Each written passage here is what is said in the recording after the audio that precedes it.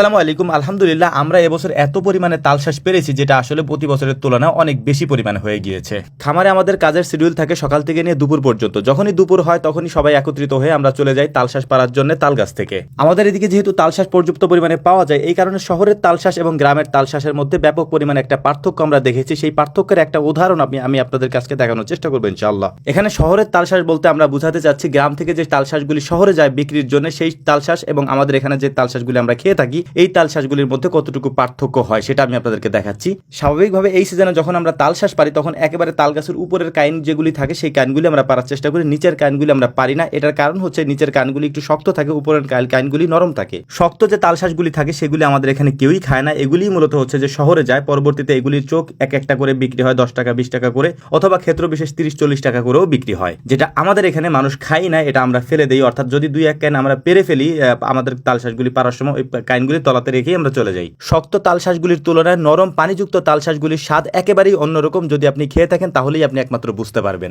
এবং শক্ত তাল শ্বাসগুলি আপনি সর্বোচ্চ 1টা থেকে 2টা বা সর্বোচ্চ 5টা তাল শ্বাস আপনি খেতে পারেন, এরপরেই আপনার পেটে ব্যথা শুরু হবে। কিন্তু এই নরম তাল শ্বাসগুলি দেখা যায় যে একটার পর একটা না, কেউ কেউ 50টা 60টা করেও খায় আমাদের এখানে। কিন্তু এই তাল শ্বাসগুলি সময় মতো না পারার কারণে এবং না বিক্রি করার কারণে দেখা যায় যে বেশিরভাগ তাল শ্বাসগুলি শক্ত হয়ে যায়, পরবর্তীতে এগুলিকে আর খাওয়া যায় না এবং এর পরবর্তীতে আস্তে আস্তে এগুলি তাল হয়ে যায় এবং বিভিন্ন গাছের তালের স্বাদ এক এক রকম হয়। এই কারণে হচ্ছে যে বেশিরভাগ তাল শ্বাসের বেশিরভাগ তাল গাছের তালগুলি বেশি তেমন একটা ভালো হয় না। হাতে গোনা কয়েকটা তাল গাছ আছে যেগুলি তাল খাওয়ার উপযুক্ত, বা পরবর্তীতে এগুলিকে তালের পিঠা হয়, তারপর তালের বিভিন্ন ধরনের যে উপকরণগুলি তৈরি করা হয় সেগুলি তৈরি করা যায় আর কি। কিন্তু এখন যে তাল শ্বাসগুলি আমরা পেরে এনেছি এইগুলি যদি সময় মতো না পারা যায়, অর্থাৎ এই নরম অবস্থায় যদি না পেরে আনা যায়, তাহলে এই তাল শ্বাসগুলি পরবর্তীতে শক্ত হয়ে যায়, এগুলিকে আর খাওয়া যায় না, এরপর এগুলি তাল হয়ে যায়। ওই তালগুলি আমরা অন্য একটা কাজে লাগাই, সেটা হচ্ছে যে বিভিন্ন সময় এই তালগুলিকে আমরা নিয়ে আসি বাড়িতে বা আমাদের খামারে নিয়ে আসার পর এগুলিকে সুন্দর করে বালতির মধ্যে গুলিয়ে ওই তালের যে আবরণটা হয় বা যে মিক্সারটা হয় ওইটা মূলত আমরা গরুকে খেতে দেই ভুসির সাথে। ওইটা গরুর একটা প্রিয় খাবার, যেটা হয়তো আপনারা অনেকে খাইয়েছেন, যাদের গরু আছে, যাদের